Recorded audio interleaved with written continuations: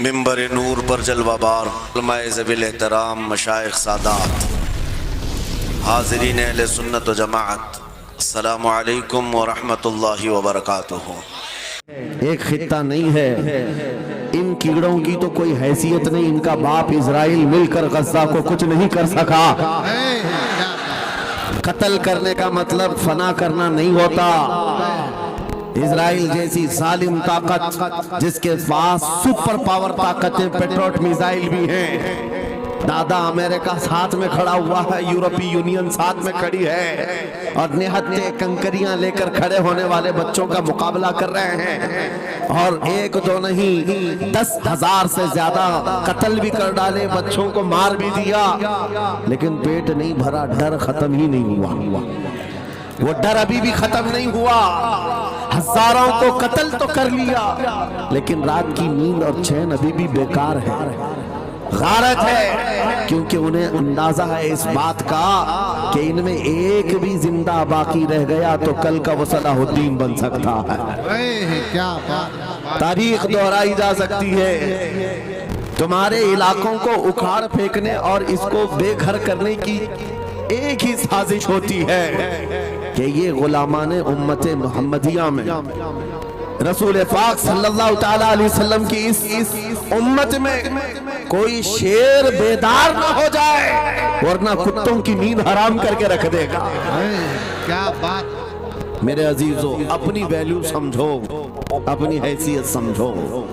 جب تمہارے ساتھ بری نظر لگ جائے تو تمہارے عروج و ارتقاء کی منزلیں شروع ہو جاتی ہیں۔ ان ظالموں کو یہ تاریخ یاد ہونا چاہیے کہ جب میرے خواجہ سرکار غریب نواز ہندوستان تشریف لائے تھے، ان کے آنے کے بعد جو کچھ بھی ان کے ساتھ کیا گیا، ان کے باپ داداؤں نے تاریخ بتائی ہوگی۔ غریب نواز کو نکالنے کے لیے، ان کی جھوپڑی اجاڑنے کے لیے، ان کے خیمے کو توڑنے کے لیے، یہاں تک کہ سرکار غریب نواز جس درخت کے نیچے بیٹھے وہاں سے اٹھوا دیا، کیا نہیں کیا۔ لیکن آج تاریخ 800 سال کے بعد بھی سناٹے دار تھپڑ مار کر کے بتا رہی ہے، جس کو تم یہاں سے بے گھر کرنے کی کوشش کر رہے تھے، اللہ نے اسے ایسا بادشاہ بنایا، تمہاری حکومتیں 5 سال کے بعد ڈیل ڈول ہونے لگتی ہیں، اور اس مرد قلندر کی حکومت 800 سال سے چل رہی ہے، وہ بھی گردنوں پر نہیں لاکھوں دلوں پر حکومت قائم ہے۔ کیا بات ہے! سبحان اللہ! قرآن میں اللہ فرماتا ہے وَأَمَّا مَا يَنْفَعُ النَّاسَ فَيَمْكُثُ فِي الْأَرْضِ، جو لوگوں کو نفع دیتا ہے وہ زمین میں برقرار رہتا ہے۔ قرآن کی آیت پڑھ کر کے میں تمہیں حوصلہ دیتا ہوں، تمہیں یہ حوصلہ دیتا ہوں۔ اللہ نے قرآن میں فرمایا اِنَّ أَرْضِي وَاسِعَةٌ، میری زمین بہت کشادہ ہے، میری زمین بہت کشادہ ہے۔ رب تعالیٰ فرماتا ہے وَلَقَدْ كَتَبْنَا فِي الزَّبُورِ مِن بَعْدِ الذِّكْرِ أَنَّ الْأَرْضَ يَرِثُهَا عِبَادِيَ الصَّالِحُونَ، ہم نے زبور میں یہ لکھ دیا ہے کہ ہم اس زمین کا وارث نیک بندوں کو بنائیں گے۔ سبحان اللہ! آپ اس بات کے خوف میں نہ رہے، اس بات کے خوف میں نہ رہے۔ عزیزان گرامی وقار، جو کام تمہیں کرنے کے لیے کہا گیا ہے وہ کیا ہے؟ وہ ایک ایسا انقلاب اس زمین سے آنا چاہیے، ایک ایسا انقلاب۔ آپ کو میں ایک بات بتا دوں، تاریخ میں جو تمہاری سچویشن اور تمہاری حالت کے مطابق ہو، میں وہ بات کرنے کی کوشش کرتا ہوں تاکہ تمہارے دل پر اثر ہو۔ آپ جس علاقے میں رہ رہے ہیں، آپ یہاں کے حالات بہتر جانتے ہیں۔ وہ دن یاد کرو جب نبی پاک صلی اللہ تعالیٰ علیہ وسلم نے اعلان نبوت فرمایا مکہ میں، اور اس کے بعد کفار و مشرکین کا ظلم شروع ہو گیا، غریب صحابہ کو پکڑ کر مارتے تھے۔ حضرت بلال حبشی، حضرت خبیب ابن عدی، حضرت خباب ابن العرد، حضرت زید بن دسنا، حضرت عمار بن یاسر، یہ وہ صحابہ ہیں جن کو صرف مارا نہیں گیا ہے، آگ میں تپایا گیا ہے۔ سب کر لیا۔ موب لنچنگ مکہ کے ظالم کرتے تھے بہت، اور ایک دن ایسا آیا، توجہ میں جو کہنے جا رہا ہوں، نبی پاک صلی اللہ تعالیٰ علیہ وسلم حرم پاک میں داخل ہوئے، مسجد حرم میں آئے۔ خانہ کعبہ کی چابی اس وقت عثمان بن شیبہ کے پاس ہوا کرتی تھی جو ایمان لائے ہوئے نہیں تھے۔ یہ حضرت عثمان غنی نہیں ہے، وہ دوسرے عثمان ہیں۔ عثمان بن شیبہ کے پاس کعبے کی چابی ہوتی تھی۔ حضور پاک صلی اللہ علیہ وسلم نے ان کے پاس آ کر کے کہا عثمان کعبے کی چابی دو، دروازہ کھول کے میں اندر جانا چاہتا ہوں۔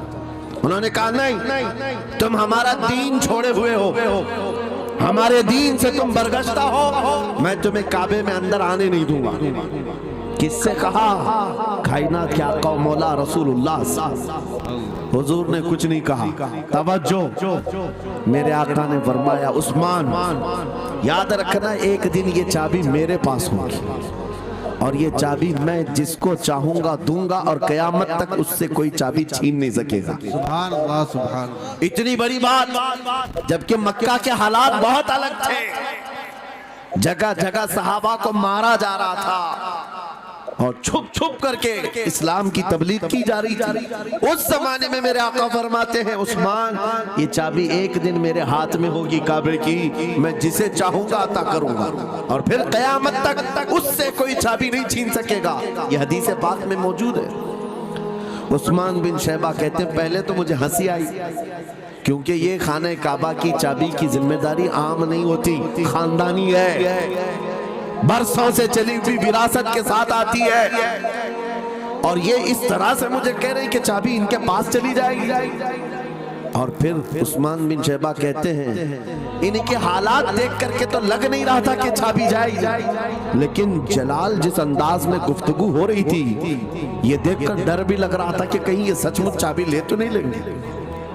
پھر عثمان بن شیبہ کہتے ہیں وہ حالات بھی آ گئے کہ جب رسول اللہ ہجرت کر کے چلے گئے مکہ، صحابہ بھی گھر بار چھوڑ کر چلے گئے۔ عثمان بن شیبہ کہتے ہیں اب تو دل میرا چوڑا ہو گیا، کہاں مجھ سے چابی لینے کی بات کر رہے تھے، کہاں ان کا گھر بھی نہیں بچا، گھر بھی چھوڑ کر جانا پڑا۔ اگر کل تمہارا گھر چھوڑ کر جانا پڑے تو میری یہ بات یاد رکھنا، اس حدیث کو یاد رکھنا۔ حضور پاک ہجرت کر کے چلے گئے، صحابہ بھی اپنے گھر بار سب چھوڑ کر مدینے چلے گئے۔ عثمان بن شیبہ کہتے ہیں اب تو میرا سینہ چوڑا تھا، کہاں یہ چابی کی بات کرتے تھے، کہاں اپنا گھر بھی نہیں رکھ سکے۔ سال گزر گیا، 2 سال گزر گئے، 3 سال گزر گئے، 4 سال گزر گئے، 5 سال گزر گئے، 6 سال گزر گئے۔ ہجرت کے بعد پھر وہ دن آ گیا جب نبی پاک صلی اللہ علیہ وسلم 10,000 صحابہ کے ساتھ 20 رمضان المبارکہ کو مکہ میں فاتح مکہ بن کر داخل ہو رہے ہیں۔ سبحان اللہ سبحان اللہ۔ 6 سال کے بعد واپس ہی ہے جب حضور تشریف لائے۔ مکہ کی گلیوں میں اب مقابلہ کرنے کی کسی کی ہمت نہیں تھی، طاقت نہیں تھی۔ حضور پاک جیسی حرم مکہ میں داخل ہوتے ہیں، سارے ادھر ادھر چھپ کر کے بھاگ رہے تھے جنہوں نے ظلم کیا تھا اپنے دور میں۔ کوئی اس کے گھر بھاگ رہا ہے، کوئی اس کے گھر بھاگ رہا ہے۔ وہ دن آئے گا، یاد رکھو، وہ دن یاد رکھنا۔ کفار مکہ بھاگ رہے تھے، جان بچا رہے تھے، اور میرے آقا کعبے کے پاس کھڑے ہو کر کے اعلان کر رہے تھے آج تمہاری جان بخش دی گئی ہے، آج تمہارے لیے رحمت کا دن ہے، ہم آج کسی کے ساتھ مقابلہ نہیں کریں گے۔ حضور اپنی رحمت کے خیرات بانٹ رہے ہیں۔ پھر اب سنو، 10,000 صحابہ کے ساتھ جب مکہ مکرمہ میں میرے آقا داخل ہوئے، اب خانہ کعبہ کھولنے کی بات تھی۔ چابی کس کے پاس ہے؟ عثمان بن شیبہ کے پاس۔ بلایا رسول اللہ نے، کہاں ہے عثمان بن شیبہ؟ آئے، سر جھکائے ہوئے آئے، ایمان لائے ہوئے نہیں تھے۔ کہا لاؤ چابی۔ چابی دے دیا حضور کے ہاتھ میں۔ کہا ہے عثمان کیا میں نے یہ بات نہیں کہی تھی ایک دن یہ چابی میرے ہاتھ میں آئے گی؟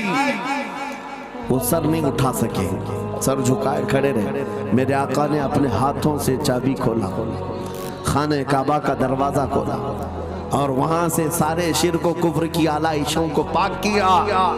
پھر اس کے بعد چابی بند کر کے اب سنو، میرے آقا باہر آئے اور فرمایا آج میں یہ چابی ایسے آدمی کے ہاتھ میں دوں گا جس سے قیامت تک کوئی چھین نہیں سکے۔ کیا بات ہے، سبحان کتنا بڑا فرمان ہے میرے آقا کا۔ سبحان۔ حضور نے جب یہ فرمایا تو جو بڑے بڑے صحابہ تھے ان کے دلوں میں خواہش تھی کاش چابی ہمیں مل جائے، ہمارے خاندان میں چلتی رہے. وہاں صدیق اکبر بھی ہیں, فاروق اعظم بھی ہیں, عثمان ابن عفان بھی ہیں, حیدر کرار بھی ہیں, رضوان اللہ علیہ مجمعین. سب صحابہ کے دل میں خواہش تھی یہ چابی ہمیں مل جائے. میرے آقا صلی اللہ علیہ وسلم نے سب کی طرف دیکھا اور پھر آیت پڑھی, ان اللہ یأمرکم ان تؤدوا الامانات الی اہلھا, بے شک اللہ تمہیں حکم دیتا ہے امانت اس کے اہل کے سپرد کر دو. یہ آیت پڑھ کر کے میرے آقا پھر اسی شخص کو بلاتے ہیں جن کے پاس پہلے سے چابی تھی, عثمان بن شیبہ, قریب آؤ, قریب آؤ. وہ کہتے ہیں میری تو حالت غیر تھی, آج تو میں مجرم بن کر کے آیا تھا, قیدی بن کر کے آیا تھا, مجھے تو آج مارا جانا تھا, ایمان لائے ہوئے نہیں تھے. حضور نے کہا یہ چابی واپس میں تم کو ہی دیتا ہوں اور صبح قیامت تک یہ تمہارے خاندان میں رہے گی. سبحان اللہ. اتنا کہنا تھا, عثمان بن شیبہ نے پکار کر کہا لا الہ الا اللہ محمد رسول اللہ. کیا بات ہے.